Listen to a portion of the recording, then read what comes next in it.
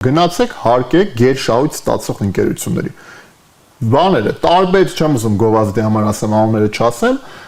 բուկմեյքերական ընկերություններ, on-line կազինոներ, գնացեք, որոնք գերշահույթ են ստանում, երկու անգամ հարկը բարձրացրեք,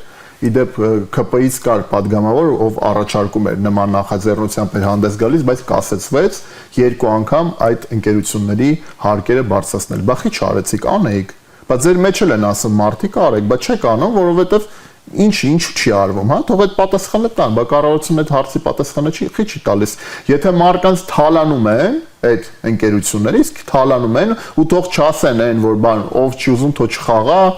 ասում ես վարկային տոկոսադրույքները բարձր է, ֆինանսական կազմակերպությունները 400-500-600%-ով քաղաքացիներին բան են անում, թալանում են, ասում են, դե թող չվերցնեն, թող առաջարկ տենց չնի, այ քեզ բան, առաջարկ կա շուկայում, մարդուն դնում եք վատ պայման, ասենք մարդ դրծված վատ պայմաններից գնում վերցնում, չի լինի նորմալ տոկոսադրույքով վերցնի, պարտադիր պետք է բան, հա, տենց օգտվեք մարդու վատ վիճակից, նույնն էլ այդ ընկերությունները, on-line կազինոները,